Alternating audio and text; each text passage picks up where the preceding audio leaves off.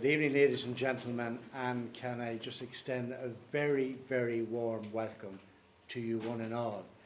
As my name is Terry Dooley, and as head of the History Department, it is my great privilege to welcome you to this Communiversity series and the inaugural lecture by Dr. Michael Potterton. Now, it has been a tremendous pleasure for me to have worked with colleagues in St. Patrick's College, Maynooth University Library and the Department of Adult Education in pulling this together. And Derek Barter will explain much more clearly than I what Communiversity means. But to me, it means what I'm looking at. It's looking at neighbours, it's looking at friends, it's looking at former colleagues, present colleagues, it's looking at former students. And this whole idea about bringing the university to the people of the town, and the people of the town and surrounding areas learning about the history of your town, the history of your university. So I'm not going to stall matters whatsoever, except once again to say a very warm welcome to you, one and all. The History Department is celebrating its 70th anniversary this year, and I don't think there could be a more appropriate way to kick off those celebrations than through a lecture series such as this.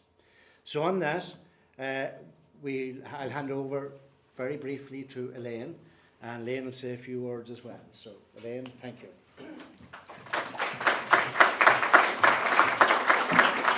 Hi everybody. I think Terry hit the nail on the head. I have a few things that I was going to say about, how we're delighted to have you here in the library, and really, for me to look out and see so many, most of you will know I'm from Maynooth, born and bred, and to see so many local people here, it's exactly as Terry said, it's a great opportunity. And the library is really delighted to have you here. So on behalf of Colin Macaulay, our librarian, and my library colleagues, a number of whom are here, you're very welcome to the library. So the library has a long and proud tradition of working with both the campus community and the Maynooth community, and we're delighted to be part of this project because it's just such a strong and a great thing to be involved in. You will have received an email from me during the week about attending, so if you do want to come on our waiting list, on our events list email, just pop me an email and we can send you emails of further events that are happening in the library. So have a wonderful time, and we'll see you at the series of lectures. I'm going to hand over to Derek. I've been in Maynooth now not too long, but actually managing the degree for the last 12 years. But 10 years ago, we did something different, and I think we did it in the height of the crash, the economic downturn, everything else. When nobody had any money, we wanted adult education to keep going. So what we thought was we needed partners. And the best partners we could find were in the community. They were libraries, and they were local community development companies, partnership companies, people who actually work with people on the ground. And if you remember 10 years back, it was pretty ropey for a lot of us. Anyway, we managed to get this thing together called the Communiversity, where we could bring lecturers in psychology, politics, philosophy, economics, and always local history out into local communities. So this year we're 10 years in Coolock Library. We're in Walkinstown Library. I think this is our 6th year. We've been in Monaghan, we've been in Drogheda, Dundalk, Naas, Athy, lots of other places. And the Communiversity always goes down really well. And one of the things, the main thing about it is about people. It's not even so much about the content that people are getting in the classroom. It's about the discussion, and it's about the debate. And so I'm going to show you something. Some people will recognise this. It's my secret weapon at the start of every adult education class that I start in the degree or on the Return to Learning course. Can you see that? Yeah. Can you tell me what's going on there? Don't be shy. What's going on? Filling heads with stuff. Filling their heads with stuff. What kind of stuff? Gobbledygook, yeah. What else? Can you guess what's being taught there? Does anybody know that catchphrase? You know that television show Catchphrase? Yeah. If you see it, say it. Go on, if you see it, say it. What are you seeing?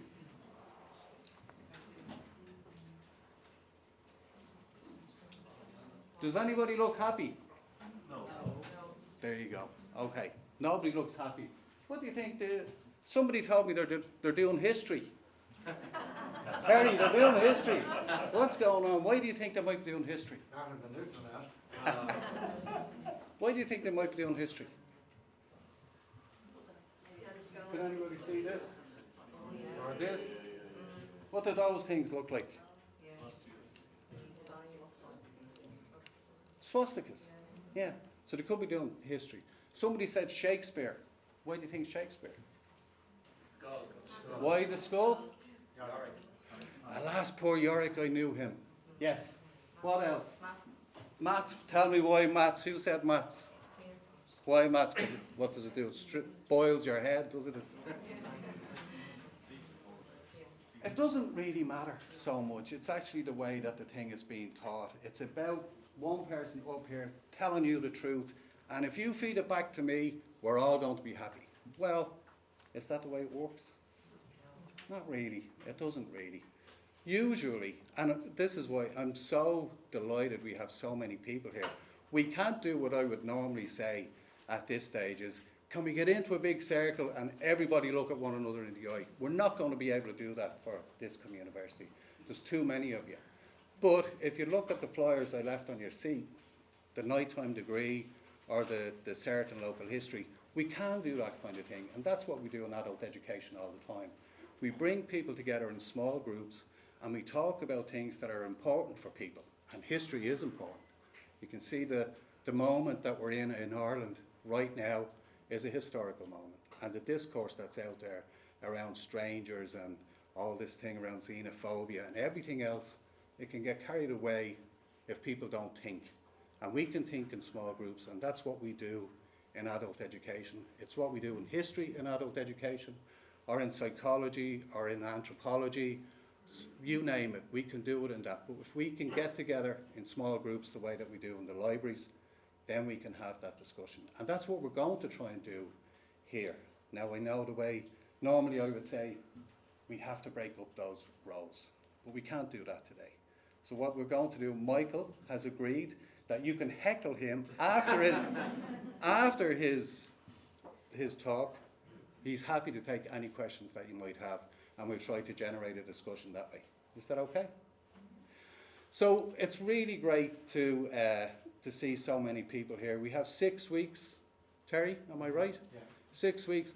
I was delighted when I went to the history department because I'm a graduate of the history department. My PhD is with the history department. And I was delighted when I went back and said it. Terry asked me, what are you doing? I heard about this thing. And he got it straight away. And so did Elaine. And so it's great to be working with the library, with the history department, and with St. Patrick's College to bring this thing together. And we hope you're going to enjoy the next 6 weeks. Some of you might have signed up for all 6 weeks. Some of you just for tonight, whatever. But I hope you enjoy whatever you encounter. And don't forget, we've got plenty of adult ed nighttime classes for you to come back to here in September. And we look forward to seeing you in the future. I normally would say at this point, anybody got any questions? But I think I better hand it over to Michael. So to start this Communiversity lecture series, I'd like to introduce Dr. Michael Potterton. He's a lecturer here in the Department of History at Maynooth University. He completed his PhD at Maynooth over 20 years ago, looking at medieval Trim in County Meath. His core field of research is in archaeology and history of the Middle Ages, with particular interest in local history, and he's the director of the MA in Local History here at Maynooth University. Dr. Potterton has established an international reputation as an innovative researcher, a dynamic teacher, and an accomplished writer and author. He is the chairman of the Royal Irish Academy's Irish Historic Towns Atlas and has published over 20 books as an author or editor. In addition, he is the series editor of Maynooth Studies in Local History, and this 6-volume work was launched in the library last year.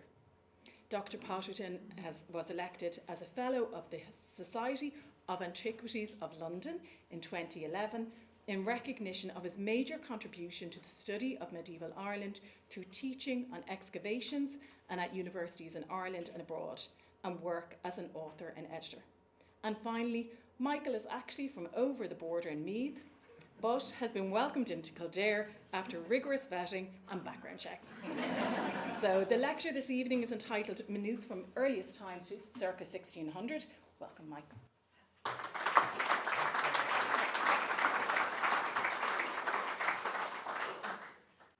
Thanks very much indeed, Alex, and thanks to Terry and to Derek and to Elaine and to all the organisers. It's wonderful to have been invited to be part of this series and to be fortunate enough to kickstart with a lecture on Maynooth from earliest times to about 1600. This illustrated lecture will take you on a virtual tour of Maynooth from its earliest human settlement in the prehistoric period right to the end of the Middle Ages. I'd like to invite you to travel back in time with me now. Now, this is a time machine that I ordered online from Wish, and I haven't fully got control of the control panels of this, so if we go a little bit wrong in terms of time or destination, please just bear with me. So let's see if we can go back into Maynooth. Oh, well, now, some of you may have noticed that this is in fact not Maynooth in the Middle Ages, but it is, of course, Firenze in Tuscany. Now, I'd like to begin with a very short story.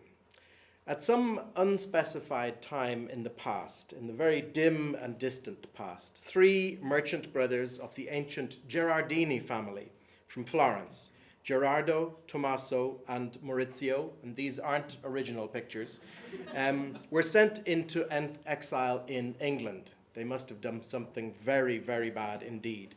And while they were in England, they were granted by the king of that country a large tract of central Ireland. Their descendants were the Earls of Kildare, whose Fitzgerald surname derived from the name Gerardini. Now, believe it or not, as far-fetched as that sounds, it isn't something that I read on Wikipedia or generated on ChatGPT or any other form of artificial intelligence. This story was recounted almost 600 years ago by the Florentine humanist and Renaissance writer Cristoforo Landini. Landino's claim, which neatly incorporated Ireland into the far-flung Florentine Empire, appeared in his commentary on Dante Alighieri's Divine Comedy, which was launched at the Palazzo Vecchio in Florence in 1481, hence our time machine diverting to the Palazzo Vecchio for that occasion. The commentary enumerates many of the grand Florentine achievements of centuries past, leaving no doubt as to the greatness of that city and its people. Of particular interest to us is Landino's inclusion of Ireland and the fact that so many people in the cradle of the Renaissance would consequently have been aware of the Fitzgeralds, Maynooth, and their posited Florentine connections. So, how did all this come about? Well, to understand this late medieval tale, we need to travel slightly further back in time to, let's say, 350 million years or so. Now, Derek said that this is a 6-week series. He didn't tell you that all 6 weeks are starting now, and there'll be food supplies being brought in every 2 weeks. Don't worry. Every 2 weeks there'll be food supplies coming in as we go year by year from 350 million years ago. Well, at that time, much of Ireland, including North Kildare, lay beneath a warm tropical sea with great coral reefs. Eventually, these created the limestone that still makes up about 65% of the island. Maynooth lies towards the eastern edge of the largest continuous stretch of Carboniferous limestone in Europe. This underlying bedrock provided the main building material for the castle and other nearby buildings in the Middle Ages. In the countryside surrounding the town, this limestone bedrock is generally concealed beneath a relatively thick mantle of glacial till deposits composed predominantly of limestone, but also containing shaly limestone and lower Paleozoic shale. This was probably carried in from further northwest by glaciers. I hope this will all begin to make sense in a moment. I can see some people going, I think we've come to the wrong lecture. Bear with me. The surface layers of this mantle have developed into a highly productive grey-brown podzolic soils that are ideally suited to the cultivation of grass, but can also produce good yields of root crops This is a Valentine's Day special, these 2 carrots. And cereals and vegetables, of course. Maynooth forms part of a much more extensive region of gently undulating, fertile lowland which stretches north across Meath to the Boyne Valley and beyond, and which reaches southeast to the foothills of the Wicklow Mountains, south to the Barrow Valley. Westwards, the region becomes more broken by the extensive tracts of lowland bog that reach across the central Midlands to the Shannon and further westwards. Maynooth is located some 24 kilometres west of Dublin and the Irish Sea, within the catchment of the River Liffey. The west-east flowing Rye water, the principal tributary of the Liffey, and for several centuries a major boundary between the early medieval kingdoms of Leinster and Meath, is 2 kilometres to the north, and that is significant. The Liffey itself is 6 kilometres to the southeast at its nearest point. The land in the immediate vicinity of Maynooth is very flat, ranging across only about 6 metres within a 1 kilometre radius. The low point is on the bank of the Lyreen, a tributary of the Rye water. The oldest surviving part of Maynooth, the castle area, is at the junction of the Lyreen and a yet smaller tributary, sometimes known as the Joan Slade. These streams are not deep, but their confluence provides for the natural defence of 2 sides of a triangle, and this must have been a significant consideration in the initial development of this location. The place name Maynooth derives from Maynooth, the open plain of Nuada, a legendary Leinster figure. Now, understandably, many people assume the history of Maynooth begins with the castle. There is, in fact, quite a range of evidence for prehistoric activity in the area. Just a few years ago, for example, archaeologists working at a site on the banks of the Lyreen just opposite this college's North Campus discovered a fascinating sequence of prehistoric sites. The earliest phase consisted of a ritual complex of a large enclosure, a ring ditch, a post and stake structure, a post hole row, pits, and a variety of other post holes. These features have been dated to the late Bronze Age or early Iron Age, about the 6th to 4th century BC. Finds included the remains of 4 pottery vessels, and the post holes contained fragments of burnt animal bone, which may reflect feasting activities on the site. No cremated human bone was recovered, but charcoal, hazelnut shells, and barley grains were also found. No habitation evidence was found within the enclosure, leading Tim Coughlin, who directed the excavations, to suggest a ritual function for the site. At the same location, late Iron Age activity consisted of metalworking, hearths and iron smelting furnaces, dating to between 50 BC and 100 AD or thereabouts. The features show a change in landscape use here, from ritual to domestic and or industrial. Now, an excavation was carried out by Derek Gallagher of Archaeological Consultancy Services at Greenfield in Maynooth, marked on this map here. This was in April 2019, and another ring ditch and 2 burials were identified here. A Bronze Age funerary landscape consisting of a barrow. You see this suggested reconstruction of what such a barrow, a burial site of Bronze Age date might have looked like. This was in addition to a partly truncated Bronze Age burial urn and 8 possible cremation pits. An excavation was carried out by Alan Hayden on the interior of the castle keep in the 1990s. Here he found evidence for prehistoric activity. It was hardly surprising given the attractive and strategic nature of the site at the confluence of those 2 waterways. Hayden's work was carried out for the Office of Public Works in advance of the development of the castle's ground floor as an exhibition space, as many of you will be familiar with. Part of a rectangular prehistoric building was the earliest structure uncovered. And while no finds were associated with it, a stone axe head and an unfinished mace head, and I have to say these are not those, these are just generic but similar artifacts, because I haven't been able to get photographs from Alan of the actual objects they found in the castle. But these were found in layers above the prehistoric levels, and they were churned up and found in later levels. In 2021, an excavation took place on the north campus of the college. It was directed by Philip Quilty of Archaeology Plan. About 100 metres to the east of the site is a cluster of recorded archaeological monuments, including yet another prehistoric ring ditch. The excavation team uncovered the remains of a Fullocht Fia, a burnt mound, probably a cooking site, and you can see in this reconstruction drawing what it might have been like. The pit dug into the ground, stones heated over a fire, thrown into the water to heat that water, and then cooking might have taken place, and possibly all sorts of other activities, including bathing. We're not entirely sure what these sites were used for. But this very interesting site was discovered at Greenfield.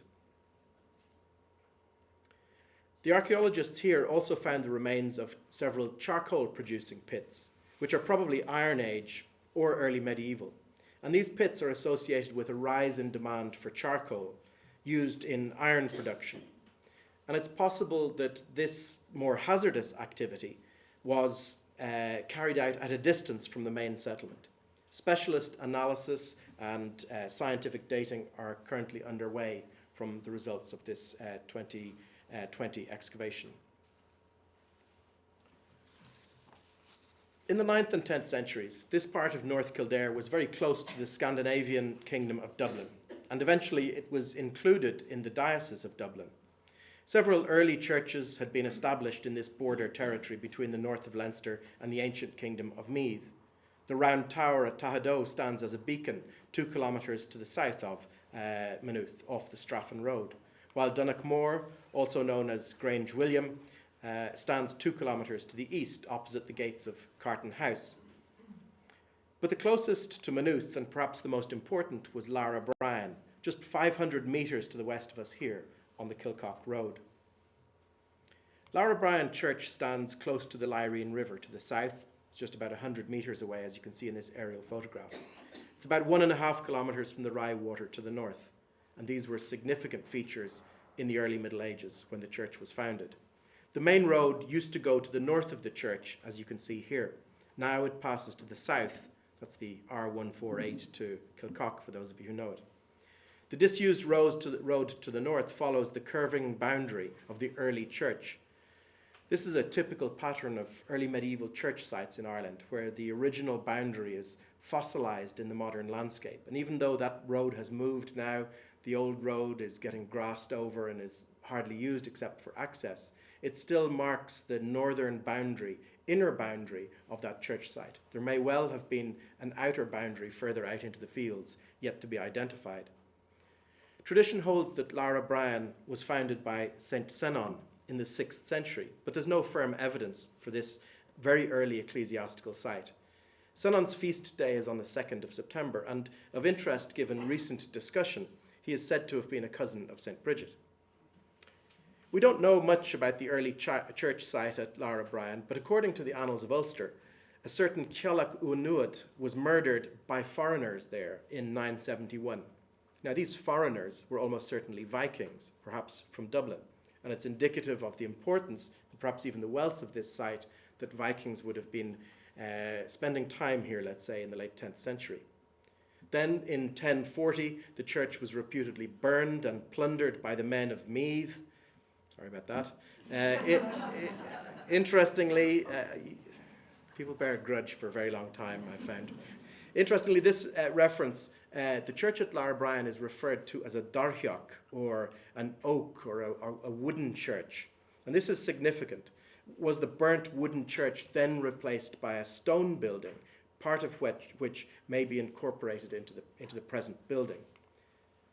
Today, Lara Bryan is a roofless and ruinous medieval parish church surrounded by a modern graveyard. It's a rectangular structure covering about 300 square metres. After Kildare Cathedral, it may have been the largest church in late medieval Kildare. It's built of coursed limestone blocks with masonry breaks and other evidence for a series of construction phases. The earliest identifiable phase has been dated by architectural historian Michael O'Neill to the 11th century. The original west doorway survives and now gives access to the west tower, which you can see at the end of this photograph on the right. The early medieval church at Lara Bryan would have served a local community, but very little is known about those people. In 2004, however, a team of archaeologists led by Carmel Duffy discovered the remains of an early medieval cemetery on the other side of the town at Moneycooley, just opposite the Educate Together school, for those of you who know it. The simple unlined graves of at least 55 individuals were found, set out in 6 rows. And all but 2 of those individuals were aligned east-west, which would, of course, be the standard Christian burial practice.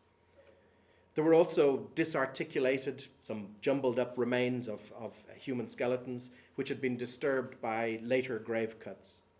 Unfortunately, no artifacts were discovered, and little more can be said about this group of people as the post-excavation research is ongoing. Back at the Greenfield site mentioned earlier, a possible early medieval cereal drying kiln was uncovered close to where the prehistoric site had been. 5 burials here are also likely to represent a small early medieval burial ground, possibly associated with the other burial ground at Moneycooley just mentioned earlier. And I have a note here to say, I think it's my wife's writing, don't even think of saying that this was the dead centre of Maynooth. So I didn't, obviously, but I just, yeah. And back at the castle site, Hayden's 1990s excavations found the prehistoric settlement we mentioned earlier. And this had been covered over in the early Middle Ages by at least 2 small post and wattle round houses, about 5 metres across each. One of those houses had a curving wooden stockade added outside, probably for farm animals. The house appears to have been contemporary with the beginning of agricultural cultivation at the area, evidenced by regularly spaced shallow furrows. The cultivation later overwhelmed the house and continued until the arrival of the Anglo-Normans. The evidence for fairly intensive ploughing would explain why prehistoric artifacts were being churned up and eventually discovered by archaeologists in much later levels. Now, when the Anglo-Normans came to Ireland in the 1170s, Meath was granted by Henry II of England to Hugh de Lacy, and Leinster to Richard de Clare, the Earl of Pembroke, better known now as Strongbow. In turn, Strongbow subgranted northeastern Kildare, the territory of Ifelon, to Maurice Fitzgerald.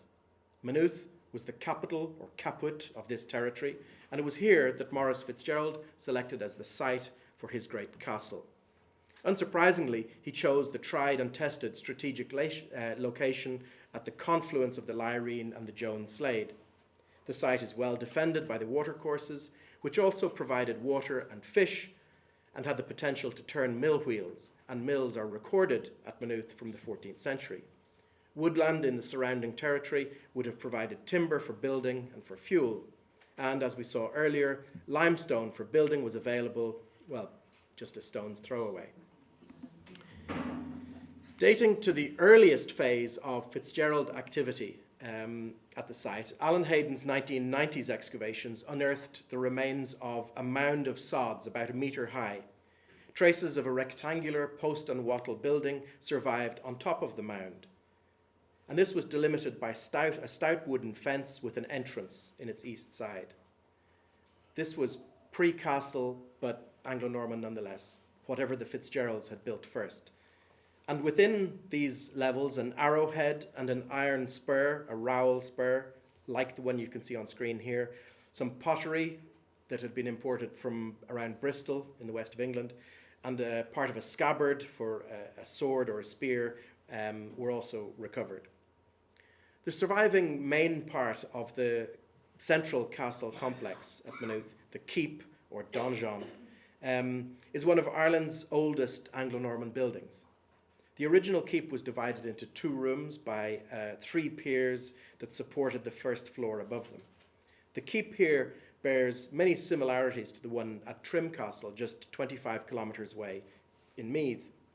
Trim and Maynooth are indeed a unique pair and have been described as first cousins in terms of their design and layout by UCD archaeologist Tyge O'Keefe. The keep at Trim is generally considered to have been begun in the 1170s, and Maynooth may date to the same decade or perhaps just a little later. Hugh de Lacy, the Lord of Meath, and Maurice Fitzgerald of Maynooth may have known each other at Dublin. In fact, they almost certainly did. By English and European standards of the 12th century, however, the design of Trim and of Maynooth was quite out of date at this time. Nonetheless, both are still standing. Maynooth Keep is mainly 2 stories, possibly with a 3rd floor added when the tower was heightened. It seems to have been built in 2 phases. The coin or cornerstones differ, and there's a slight difference in the stonework in the upper sections of the walls. The roof appears to have been quite low within the building. The outer walls rose above the line of the roof, hiding it from outside view. The entrance to the keep was originally at 1st floor level, as at Trim, directly above the modern entrance. There probably was a 4 building, also like Trim, and scars visible in the stonework on this facade. As you can imagine, the word scars refers to the building work where you can see the lines of parts that are now missing. Those are possibly evidence for that 4 building, although I have seen drawings that show that there was a ball alley there in the 19th century, and the scars may also relate to that ball alley. Perhaps surprisingly, there's no evidence in Maynooth Castle for sleeping quarters, no fireplaces, no toilets in the keep. Perhaps there was another building. Perhaps these were in another building. There were certainly other buildings, and it seems that perhaps there weren't residential quarters within the castle keep.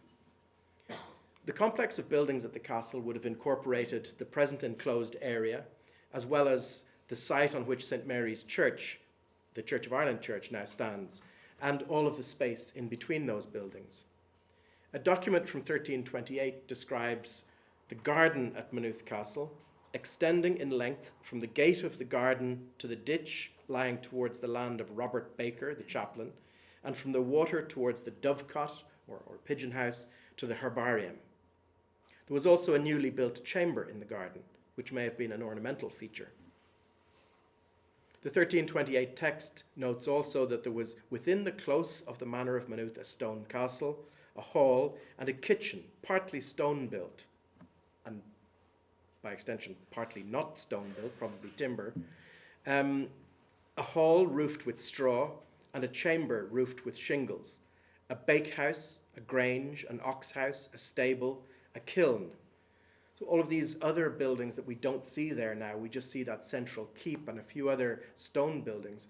That area, if you can picture it in your mind's eye, around the castle, around the buildings that do survive, would have been filled with other warehouses, workshops, and incidental buildings and structures. There's also a mention of a lime kiln and 2 mills. So grain from the hinterland was ground at a watermill on the River Lyreen just here. The excavation revealed evidence for at least 7 phases of activity, including a well and various other features and artifacts. The animal bones included fallow deer and the bones of at least 1 immature seal.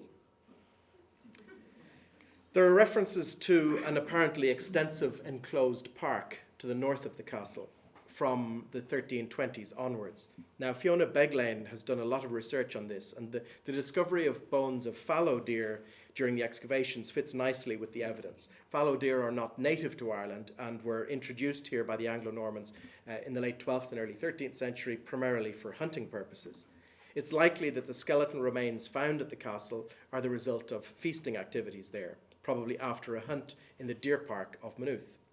And in the north wall of the 1st floor of the castle, there's an opening, a window feature that's supported externally by stone corbels. And this has been interpreted as a viewing platform or perhaps a balcony from which residents or guests could watch the hunt as it took place in the park below. Analysis of the bones from Maynooth Castle revealed the importance of pigs in the diet, and these aren't the original pigs, I have to say. These were, and I have GDPR signatures from all of them. The increased importance of pig actually was coincident with the decrease in cattle numbers. Remember these? This change in species exploitation was particularly noticeable between the pre-Anglo-Norman phase and the post-1170 period. And it may be related to wider agricultural changes in which more arable land meant less grazing land and consequently fewer cattle. Cattle accounted for about 27% of the animals in the pre-Anglo-Norman samples, but only about 10% in the later phases.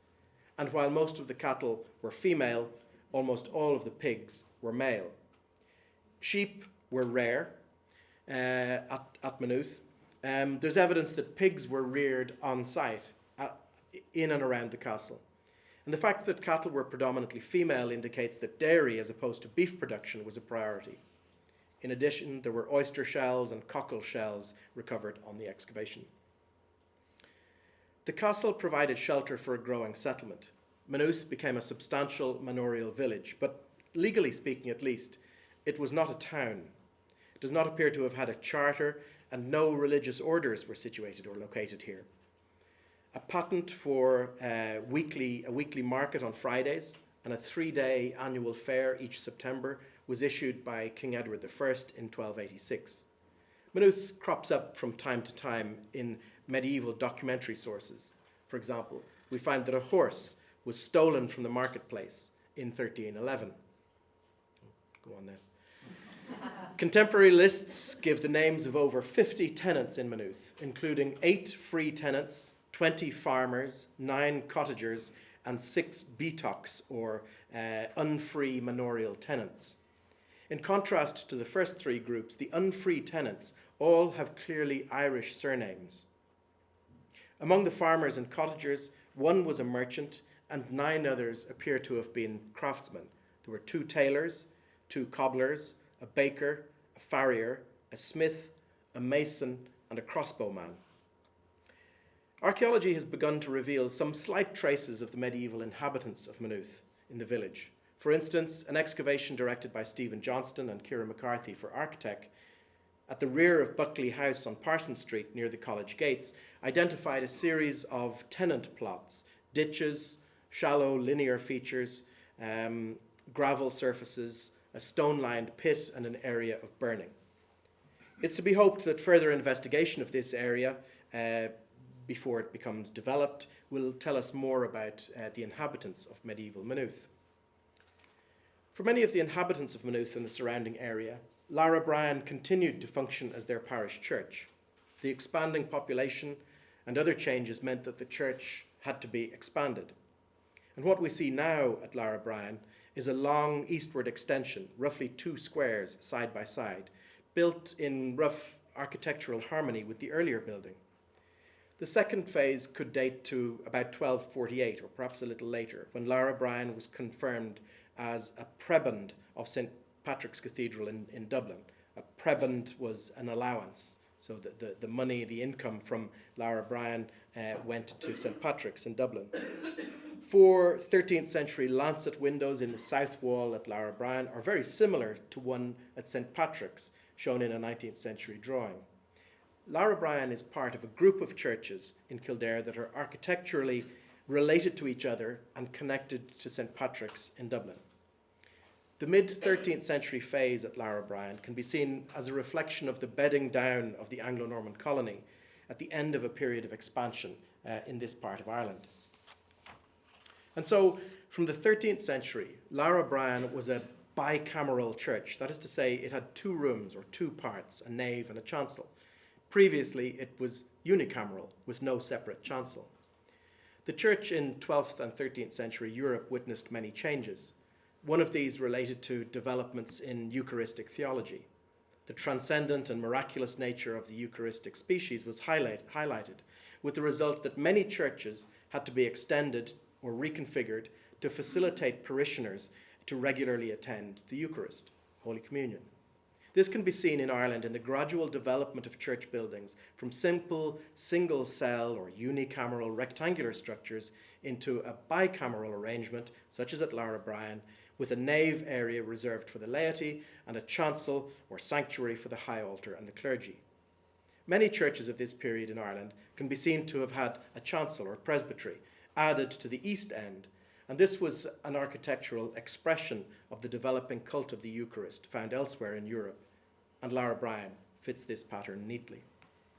It's clear that there were many other further modifications to the church in the 14th, 15th, and 16th centuries. The 15th century structural works are part of a widespread pattern of repairs and expansion at many churches across the country, reflecting the economic upturn in Ireland at that time. The three-storied tower that you can see on the right of this image at Lara Bryan may also have been built at this time. The construction of West End defended residential towers is most evident in Ireland along or close to the Pale boundary at places such as Selbridge, Clane, Straffan, Newcastle, Whitechurch, Athboy, Trim, Tala and others. These tall church towers, most of which were fitted with wall walks, crenellated parapets and arrow-slit windows, could have functioned as lookout posts, and their bells may even have served as warning signals. Like tower houses, they continued to be built through the 16th century, and soon the boundaries of the Pale were dotted with new or renovated churches, many of which had defended residential towers at one end.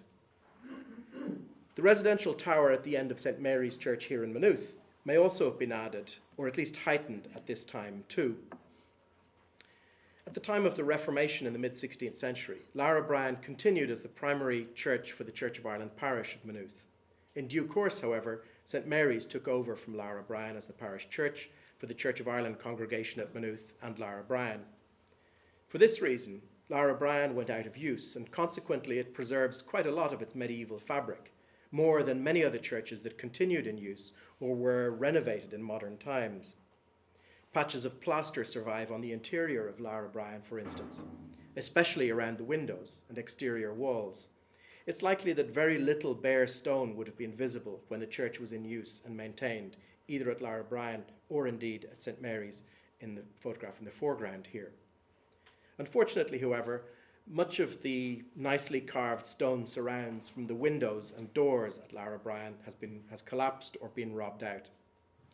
There's a very similar but better preserved fortified church at Taigmon in County Westmeath, St. Munaz. And this gives us a fair idea of what Lara Bryan might have looked like in, say, the 15th century. A visitation in 1615 reported that the church at Lara Bryan was in good repair at that time. In 1630, the church was still in good repair, but the chancel was apparently missing its roof by that time. Tradition suggests that during the restoration of St. Mary's Church in Maynooth by the first Duke of Leinster in 1770, the east window was removed from Lara Bryan and installed in its present position in St. Mary's. But the window in St. Mary's is larger than the opening left at Lara Bryan, so it appears to be a scaled-up replica. And it's more likely that a wooden copy of the stone original from Lara Bryan was installed in St. Mary's. And as an aside, the original stone sill from Lara Bryan is now used as a bench just outside the east window of the church. So the original medieval sill from inside the window has been taken outside and now functions as a bench. I suppose it's hard to know when the first church on the current site of St. Mary's was constructed, but in 1248, the Chapel of Maynooth was built at the request of the Fitzgeralds. The main building has been rebuilt several times, but the tower, which is a family mausoleum for the Fitzgeralds, is certainly medieval. At least 3 major phases of construction are evident in the stonework. It's possible that the lower portion formed part of the belfry of the 1248 church, but the upper parts are more likely to have been built around 1426 when John VI Earl of Kildare enlarged the castle. The nave did not originally extend to join the tower. This connection was made only in the renovations of 1859. The nave incorporates various parts of the medieval church, including a variety of architectural fragments. Some carved stones from the council chamber of the castle are decorated with figures of monkeys, part of the Fitzgerald crest. In 1620, George the 16th Earl married Joan Boyle, daughter of Richard, Earl of Cork. Now, the Earl of Cork was at that time one of the most powerful people in Ireland.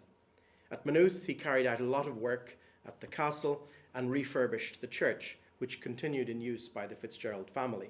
And the Boyle coat of arms can be seen above the entrance passage to the castle grounds. It was surely inserted there at this time.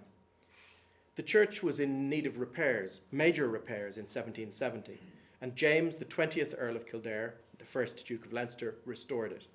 It was at this time that a copy of the east window from Lara Bryan was probably incorporated into the renovated St. Mary's.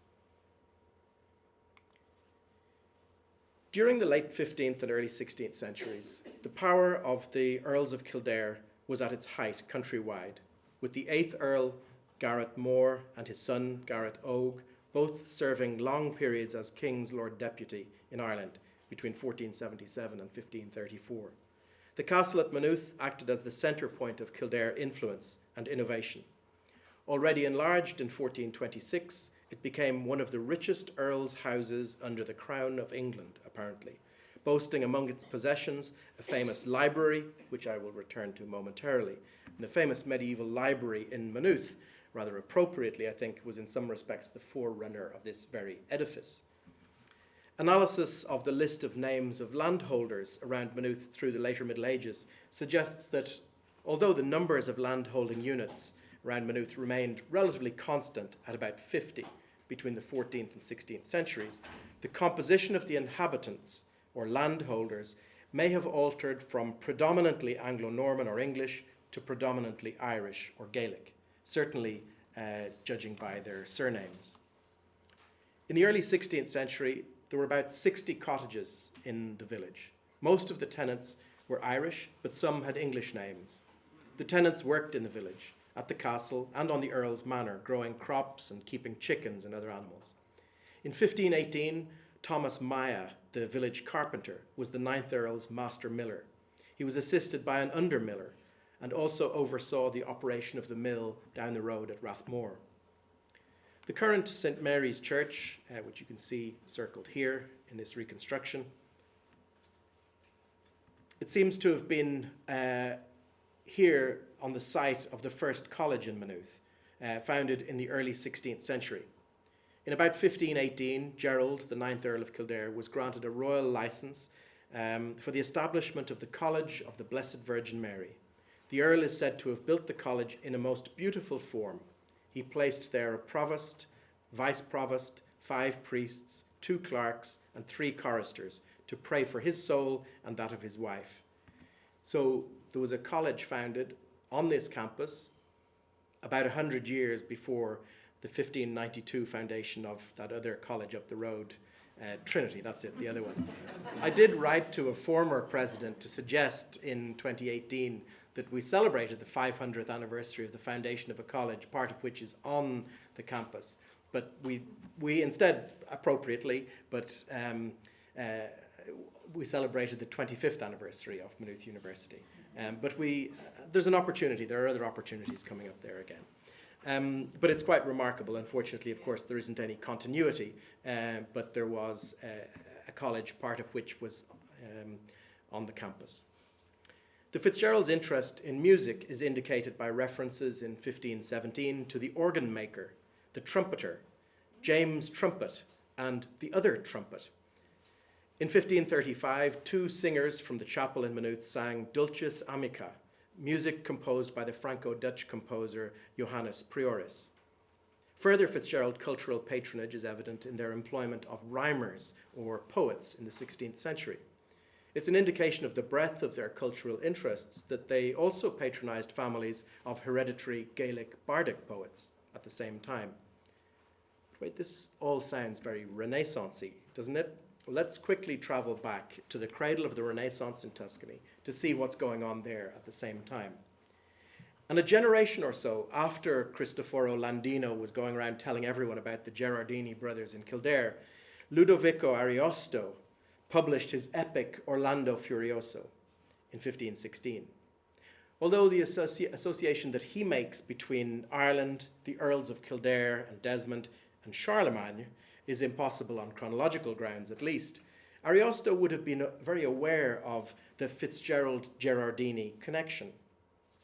And in his 1580s history of the Earls of Kildare, the Marquess of Kildare noted how the Fitzgeralds were descended from the 11th century Dominus Otho, who is said to have been one of the family of Gerardini of Florence. The Marquess also noted a letter among what he referred to as the Gerardini Papers, written by Garoid Moore Fitzgerald in 1507, apparently. This is addressed to all the family of Gerardini, noble in fame and virtue, dwelling in Florence, our beloved brethren in Florence. And the letter makes it clear that the Earl had received correspondence from the Gerardini and that he was desirous to know the deeds of our ancestors, so that if you have in your possession any history, we request you to communicate it to us. We wish to know the origin of our house and their numbers and the names of your ancestors. The Fitzgerald's Florentine connection, which, whatever about its dubious beginnings, had by now become a reality. It was known and referred to throughout the 16th century in Ireland, in Italy, and in England. A sonnet dedicated to the Earl's sister, Lady Elizabeth, by one of the first English sonneteers, Henry Howard, the Earl of Surrey, opens with the lines, "From Tuscany came my lady's worthy race, fair Florence was sometime her ancient seat." Elizabeth was known as the Fair Geraldine on account of her beauty. She was a maid of honour at the court of Queen Mary, and later, in 1543, she married English Catholic Anthony Browne, whose daughter Mabel, seen here perhaps, married the 11th Earl of Kildare. So there are all sorts of connections there. The Fair Geraldine also features prominently in The Unfortunate Traveller, or The Life of Jack Wilton, a picaresque novel published in 1594 by Thomas Nash, the Elizabethan pamphleteer and playwright. The narrator, Jack Wilton, describes his adventures while he was the Earl of Surrey's page in Italy. In one anecdote, he recounts how Cornelius Agrippa, the celebrated alchemist, revealed to Surrey the image of Elizabeth Fitzgerald in a magical mirror, defying all present at a tournament in Florence to show such beauty as hers. Through Wilton, Nash goes on to claim that Fitzgerald was in fact a town-born child of that city, Florence, and that Surrey went and visited the house where his Geraldine was born. Stories such as these serve to crystallise the connection, perceived or otherwise, between the Fitzgeralds and the Florentines. Back at Maynooth, in the 1526 library catalogue of Garrod Moore's son, Garrod Og Fitzgerald, 9th Earl of Kildare, lists 2 works by St. Antoninus, the Dominican Archbishop of Florence and friend and advisor of the Medici family. 2 lists of the Kildare books survive, one from about 1513 and one from 1526. The growth of the library between those 2 dates indicates that somebody, most likely the 9th Earl himself, was actively acquiring books to keep the collection up to date. In many respects, the shelves of the Maynooth Library epitomised a Renaissance period book collection. There were volumes in Latin, including works by Caesar, Juvenal, and Virgil, in French, including Cicero, Livy, and Ovid, in English, including Giraldus Cambrensis, in Irish, covering philosophy, Renaissance humanism, Jacob Locker, Thomas More, Lorenzo Valla, religion, including an edition of the New Testament by Erasmus, military tactics and history, both classical and medieval. The lists clearly reveal the influence of the Renaissance in a major Irish library in the early 16th century. The presence of works by Giraldus Cambrensis, not just in the original Latin, but also in both English and in Irish translation, reflects the Fitzgeralds' interest in their own pedigree. Cambrensis, an ancestral cousin of the Fitzgeralds, of course, eulogizes the 12th century Fitzgeralds for their outstanding valour and courage. Their dynastic forebear of the Earls of Kildare, Maurice Fitzgerald, is singled out for special praise. That modest, wise, and brave man, dignified, naturally good, an outstanding example of polished manners, knowledgeable, courageous, careful, sober, temperate, continent, reliable, steadfast, and loyal.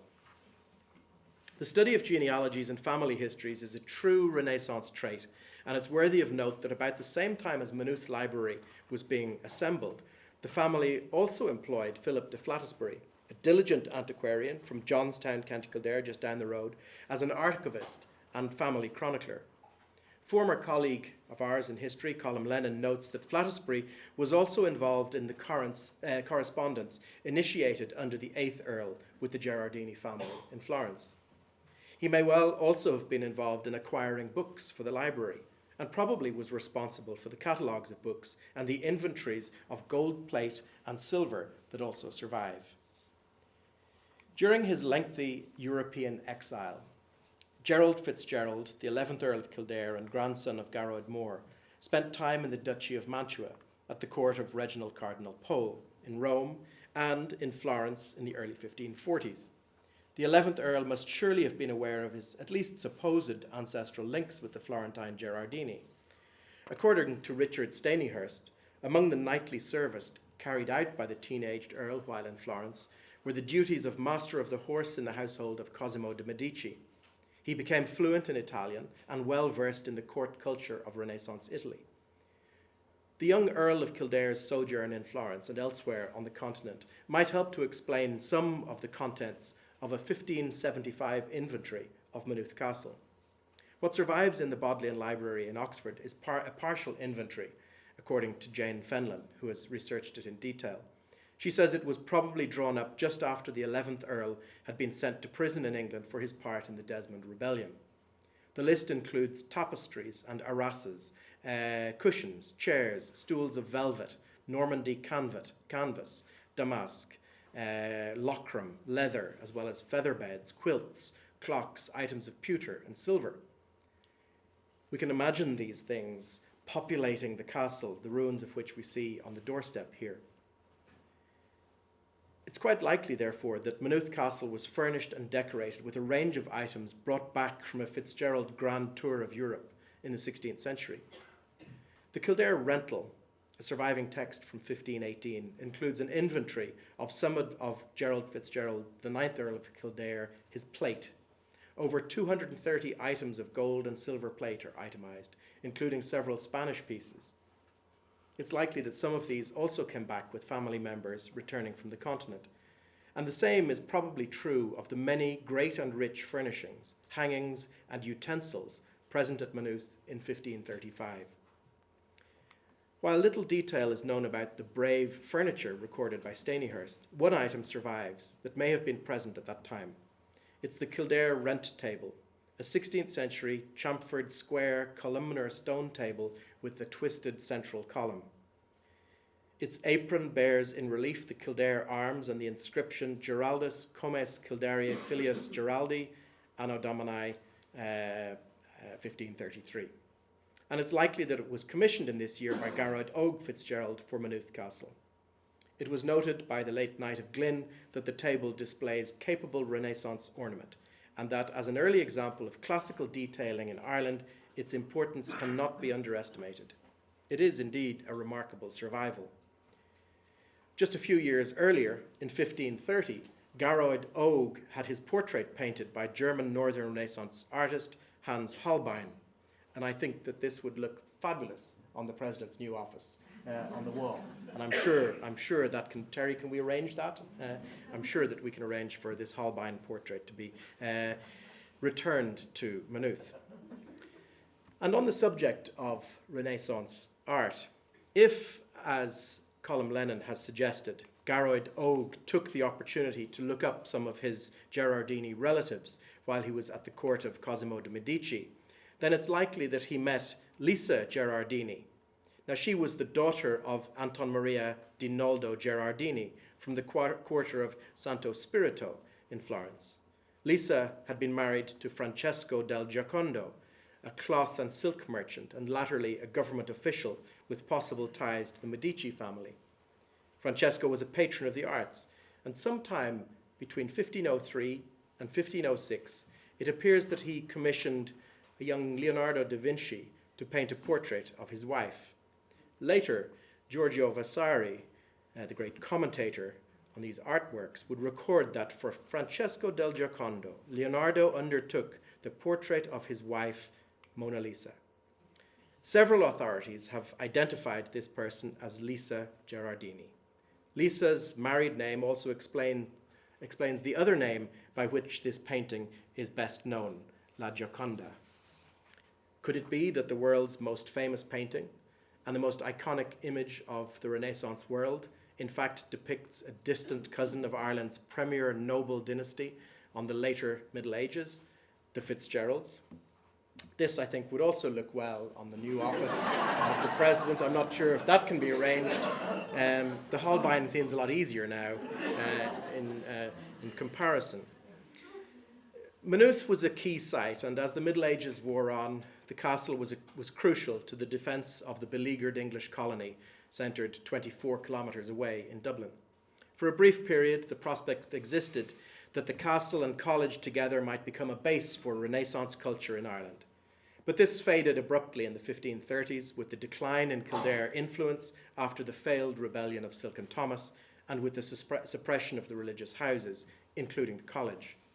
The siege of the castle in 1535 was marked by the extensive use of gunpowder and by at least some damage to both the castle and the village itself. The dissolution and the failed rebellion dealt a double blow to the Fitzgeralds and Maynooth. The castle was mended and appears to have been used by the Lord Deputy and his council. Salvaged building materials from the dissolved friary down the road at Clane were used to repair the castle. The Earl's estates were forfeited to the Crown and not restored until 1552. Nonetheless, in the face of adversity, the Earls of Kildare accomplished staggering achievements and created a remarkable legacy.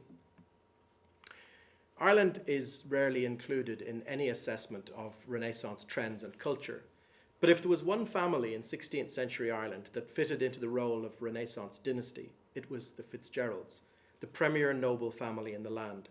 They were patrons of the arts, the church, and learning. They promoted borough development. They founded friaries. They endowed chapels and colleges, employed musicians and poets. They travelled overseas and brought back souvenirs and ideas. They encouraged learning based on classical sources in poetry, grammar, history, moral philosophy, and rhetoric. And they stocked a library with books in Latin and vernacular languages. They may even have been related to the most famous face of the Renaissance. Ladies and gentlemen, thank you very much indeed.